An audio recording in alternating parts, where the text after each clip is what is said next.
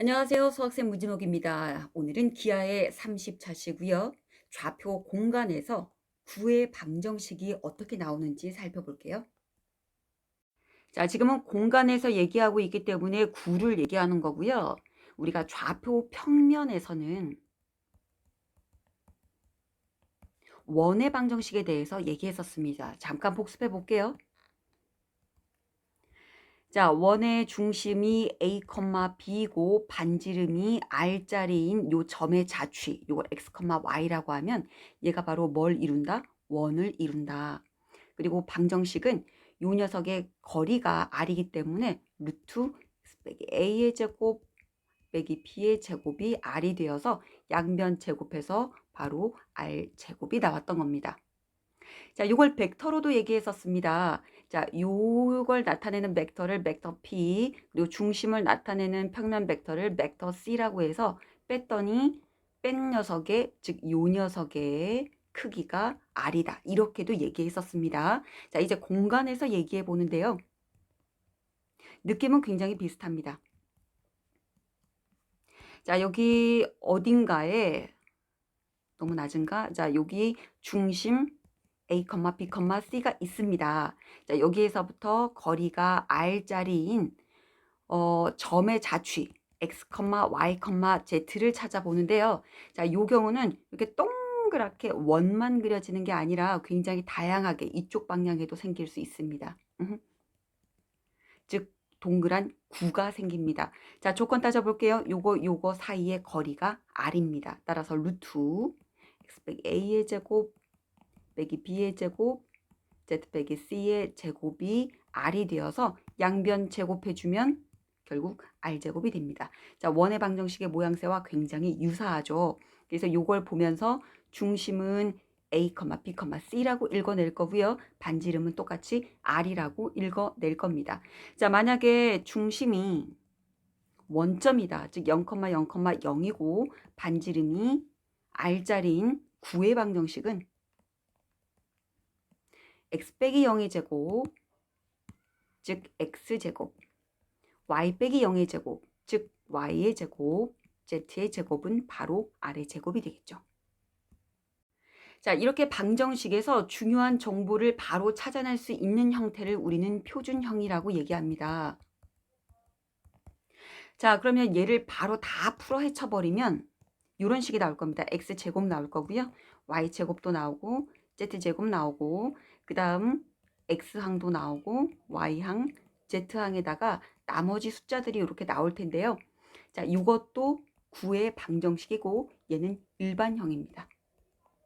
자, 이렇게 일반형이 주어지는 경우에는 중요한 정보를 찾아내기 위해서 얘를 완전제곱식의 형태로 바꾸어야만 합니다. 자, 뭐의 제곱 더하기 뭐의 제곱, 이렇게 제곱은 나머지 숫자. 여기 x에 대한 녀석, y에 대한 녀석, z에 대한 녀석.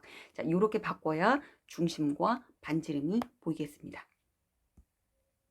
자, 문제 1번입니다. 중심의 좌표가 응어이고 반지름의 길이가 4인 9의 방정식을 찾아라. 자, 원하고 굉장히 비슷하죠. 바로 할게요. x 더하기 1의 제곱, 제곱은 4가 아니라 4, 4, 16입니다. 양변 제곱했기 때문이죠. 자, 두 번째입니다. 자, 두 개점 을 지름의 양끝점으로 하는 9. 원하고 굉장히 비슷하죠. 자, 이걸 두 가지 방법으로 한번 풀어볼게요. 일단 중심을 먼저 찾아보겠습니다. 자, 중심은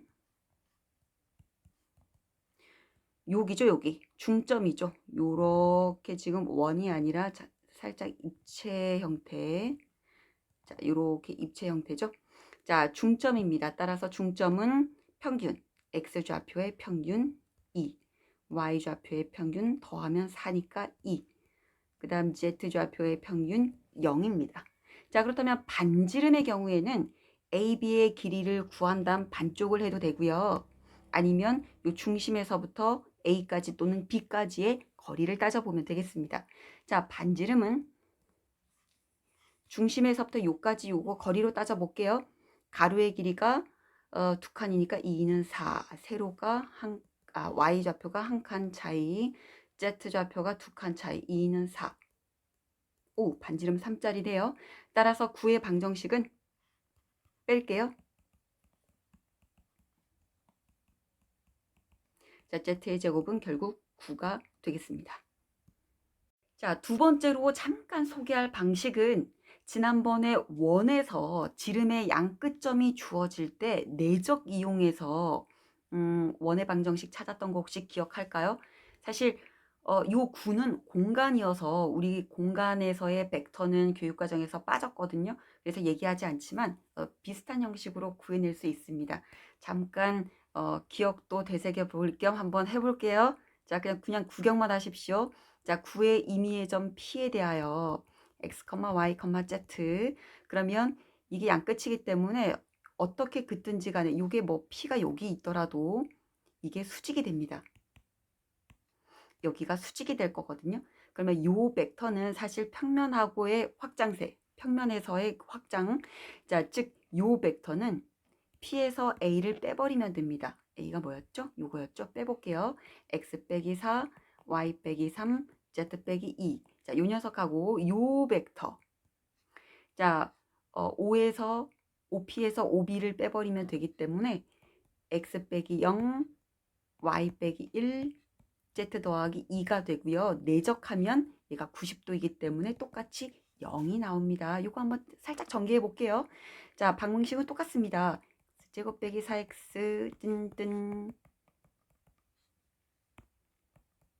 더하기 3 z제곱 빼기 4는 0이 되어서 모양새가 좀 달라 보이지만 완전 제곱식을 이렇게 플러스 4 플러스 4로 만들고 그러니까 플러스 4 플러스 4로 만들어주면 z의 제곱에다가 얘를 이항해 줄게요. 그럼 플러스 1이 되니까 정확히 9. 요 모양새가 나옵니다. 자, 문제 2번입니다. 4개 점 뜨뜨뜨뜨를 지나는 9의 방정식을 구하시오. 그리고 중심과 반지름까지 구하라고 하는데요. 자, 요 점들이 특별한 점들이긴 하지만 얘가 9 안에서 중심이라든가 지름의 끝점이라든가 이런 말이 없죠. 그러니까 뭐 어떤 점인지 알 수가 없습니다. 자, 그래서 9의 방정식을 구할 때 일반형으로 풀이야 합니다. 즉 x제곱 by, c, z항도 나오고요. 나머지 숫자들은 0. 그리고 하나씩 대입합니다. 숫자가 지저분하면 너무 이거 방정식 풀기 어려울 텐데요. 이렇게 좀 간단하게 나옵니다. 풀만하게. 자, 0, 0, 0 대입하면 d가 0이군요. 2, 0, 0, 4, 2a 남고요. d는 0이니까 자, a는 마이너스 2. 그 다음 요애를 대입하면 y에다 마이너스 2. 2는 4, 나머지 다 0 되고 마이너스 2b 2가 되고 그 다음 006 대입할게요. 66, 36 444가 없어지고 6c는 제로 c는 마이너스 6입니다. 자, 이렇게 되어서 9의 방정식은 x, 2y 빼기 6z는 0이 됩니다. 자, 그냥 이렇게 두면 되는데 굳이 혹시 중심과 반지름을 찾을 필요가 있다면 완전 제곱식으로 만들어주는 거죠. 자, 요걸로 완전 제곱식을 만들면 x 더하기 1 양변에 플러스 1씩 했습니다. 그 다음 얘로 완전 제곱식 만들면 더하기 1 필요해서 여기도 마찬가지 플러스 1 했고요.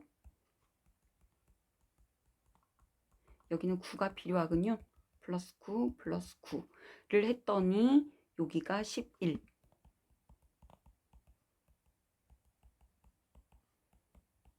이 제곱이 11이 되어서 결국 중심은 1, 반대로 읽어주면 되죠. 자, 그리고 반지름은 11이 아니라 루트 11이 되겠습니다. 자, 이렇게 해서 오늘은 가장 기본적인 9의 방정식의 모양새를 살펴보았고요. 자, 다음 시간에는 9의 방정식을 조금 더 분석해 볼게요.